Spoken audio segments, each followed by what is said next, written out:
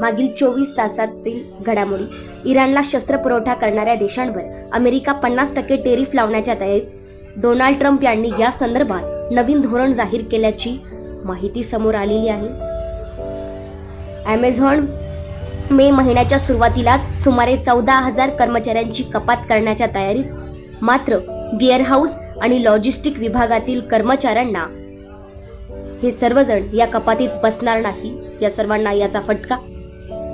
देशातील सर्वात मोठी विमा कंपनी LIC आपल्या शेअरधारकांना पहिल्यांदाच बोनस शेअर देण्याच्या तयारीत. या संदर्भातील अधिकृत घोषणा लवकरच होण्याची शक्यता. टाटा ग्रुपच्या शेअर्समध्ये मोठी वाढ झाल्यामुळे गुंतवणूकदारांना फायदा.